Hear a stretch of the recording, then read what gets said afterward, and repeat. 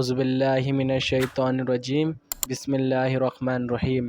السلام علیکم ورحمۃ اللہ وبرکاتہ۔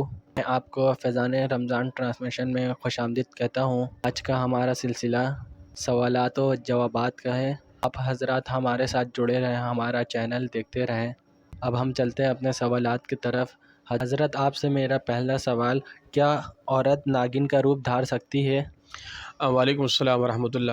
نہیں، یہ جو ہمارے معاشرے کے اندر ظاہر ہے، جب ہم دین سے دور ہوتے ہیں اور ہماری خواتین اور ہماری نوجوان نسل جب ڈرامے وغیرہ دیکھتی ہے تو پھر اس طرح کے سوالات ان کے ذہنوں میں پیدا ہوتے ہیں، اور یہ ان کے ایک طرح سے نظریات کہہ لیں یا اعتقادات کہہ لیں، وہ بن جاتے ہیں کہ عورت ناگن کا روپ دھار سکتی ہے۔ تو یاد رکھیے گا، اسلام کی روح سے اس کی کوئی حقیقت نہیں۔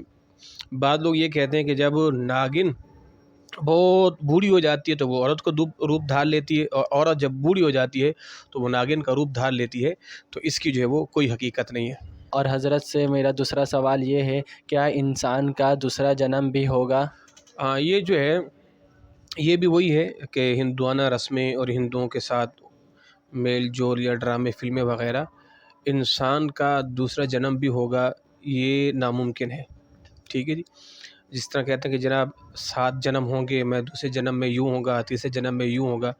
انسان کو اللہ نے زندگی ایک ہی دفعہ دی ہے اور ایک ہی دفعہ اس کو موت آئے گی۔ اب یہ دوسرا جنم، تیسرا جنم، چوتھا جنم، اس کی کوئی حقیقت نہیں ہے۔ ہمارا اگلا سوال یہ ہے حضرت سے، نوکری کے دوران فرائض واجبات چھوڑ سکتے ہیں؟ نوکری کے دوران فرائض واجبات چھوڑنے کی اجازت نہیں ہے۔ بالفرض اللہ نہ کرے اگر آپ کا مالک آپ کو فرائض نہیں پڑھنے دیتا یا واجبات کی ادائیگی میں مخل ہوتا ہے یا روکتا ہے وغیرہ وغیرہ، تو پھر بندہ ایسی نوکری چھوڑ دے کہ جہاں پر فرائض واجبات ادا کرنے میں وہ حضرات مالک ہوں یا منیجر ہو یا کوئی بھی ہو، وہ رکاوٹ بنتا ہے۔ تو اللہ تبارک و تعالیٰ مسبب الاسباب، رزق دینے والی ذات اللہ ہی کی ہے۔ اگلا سوال یہ ہے، لے پالک بچے کی ولدیت تبدیل کرنا کیسا ہے؟ لے پالک بچے کی ولدیت تبدیل کرنا جائز نہیں۔ مثال کے طور پر اگر آپ نے کسی کا بچہ لیا ہے اور آپ نے اس کی تربیت کا ذمہ لیا ہے، یا آپ اللہ نہ کرے صاحب اولاد نہیں تھے اور آپ نے اس کے بچے کو اڈاپٹ کیا ہے، یعنی اپنا بچہ بنایا ہے، یا آپ نے اس کو اپنا منہ بولا بیٹا کہہ لے، بیٹی کہہ لے، تو ولدیت تبدیل نہ کریں۔ اس کے جملہ کاغذات میں اس کے اصل باپ کا ہی نام لکھوایا جائے، اس میں اپنا نام نہ لکھوایا جائے، بلکہ اس بچے کا جو حقیقی باپ ہے اس کا نام لکھوایا جائے۔ میرا اگلا سوال یہ ہے، کیا بیوی اپنے نام کے ساتھ اپنے شوہر کا نام لگا سکتی ہیں؟ ہاں بالکل لگا سکتی ہے، کیونکہ اس کے اندر نسب تبدیل کرنا نہیں ہوگا۔ عمومی طور پر خواتین جب شادی شدہ ہو جاتی ہیں تو اپنے نام کے ساتھ اپنے شوہر کا نام لگاتی ہیں اپنی پہچان کے لیے۔ تو اس کے اندر یہ ہرگز مطلب نہیں ہوگا کہ معاذ اللہ اس نے اپنا نسب چینج کر لیا، کہ وہ نسب چینج کرنا الگ ہوتا ہے، جس سے میں نے اس سے اگلے سوال میں جواب دیا ہے کہ پالک بچے کا ولدیت تبدیل کرنا وہ الگ ہے، اور اگر کوئی عورت اپنے نام کے ساتھ اپنے شوہر کا نام لگاتی ہے تو وہ پہچان کے لیے، اس میں کوئی حرج نہیں ہے۔ میرا اگلا سوال یہ ہے، نماز جمعہ کا خطبہ چھوٹ جائے تو کیا حکم ہے؟ نماز جمعہ کا خطبہ، اس سے مراد یہ کہ جو عربی خطبہ ہوتا ہے، اگر وہ چھوٹ جائے تو نماز جمعہ ہو جاتی ہے۔ ٹھیک ہے جی، مگر آج ہمارے ہاں یہ ماحول بن چکا ہے کہ قوم آتی ہی اس ٹائم ہے کہ جب امام خطبے کے لیے کھڑا ہوتا ہے۔ اور میرا اگلا سوال حضرت سے یہ ہے، ڈاکو کی نماز جنازہ پڑھنا کیسا ہے؟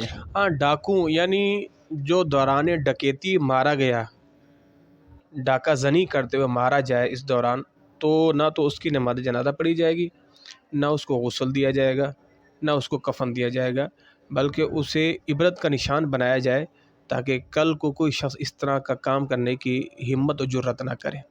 اور میرا اگلا سوال حضرت سے یہ ہے، التحیات کی جگہ سورہ فاتحہ پڑھ لی تو کیا حکم ہے؟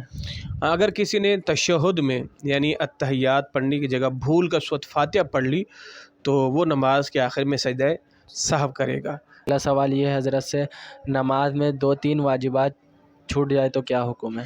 جی، نماز کے اندر اگر ایک واجب بھی چھوٹے تو بھی سجدہ سہو ہوگا، ایک سے زائد چھوٹے تو بھی سجدہ سہو ہی ہوگا، یعنی سجدہ سہو ایک ہی ہوگا۔ اگرچہ واجبات 1 چھوٹے، 2 چھوٹے، 3 چھوٹے تو سجدہ سہو ایک ہی دفعہ ہوگا۔ 2-3 واجبات چھوٹنے سے جو نا وہ 2-3 سجدہ سہو واجب جو ہے وہ نہیں ہوں گے۔ اور میرا اگلا سوال یہ ہے، سیدھی آنکھ پھڑکنے سے جھگڑا ہوتا ہے؟ عوام الناس میں یہ مشہور ہے کہ اگر سیدھی آنکھ پھڑ کے تو اس سے مراد یہ کہ جھگڑا ہونے والا ہے، یا اگر ہاتھ میں خارش ہو تو کہتے ہیں کہ پیسہ آنے والا ہے، یا اگر شیشہ ٹوٹ جائے تو کہتے ہیں کوئی نفع ہونے والا ہے۔ تو یہ لوگوں کی اپنی ہی اعتقادات ہیں، لوگوں کی اپنی ہی اختراعات ہیں، لوگوں کی اپنی ہی ایجادات ہیں۔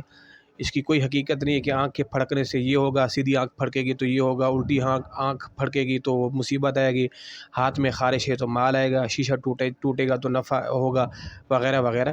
یہ لوگوں کے اپنے ہی معاملات ہیں، اس کی کوئی حقیقت نہیں ہے۔ اور میرا اگلا سوال حضرت سے یہ ہے، عورتوں کا آرٹیفیشل جویلری پہننا کیسا ہے؟ عورتیں جو ہے وہ آرٹیفیشل جویلری وغیرہ پہن سکتی ہیں، ان کے لیے جائز ہے، کیونکہ عورتوں کا یہ سارا آرٹیفیشل ہو یا کسی بھی دھات کا وہ زینت کے لیے ہوتا ہے، اور عورتوں کے لیے زینت جو ہے وہ جائز ہے، بالکل پہن سکتی ہیں۔ مردوں پر سوائے 4.5 ماشے سے کم وزن کی انگوٹھی 1 نگ والی، اس سے زیادہ مرد پر جو ہے نہ چاندی جائز ہے، سونا بالکل ہی حرام ہے، اور مرد جو ہے وہ پیتل، تانبا، کسی بھی دھات کی کوئی چھلا، کوئی انگوٹھی، کوئی جو لاکٹ وغیرہ، کوئی چین وغیرہ نہیں پہن سکتے۔ عورتیں جو ہے وہ آرٹیفیشل جویلری وغیرہ پہن سکتی ہیں زینت کے لیے۔ آج کا ہمارا سلسلہ ختم ہوا، کل ایک نئے سلسلے کے ساتھ حاضر ہوئیں گے۔ السلام علیکم ورحمۃ اللہ وبرکاتہ۔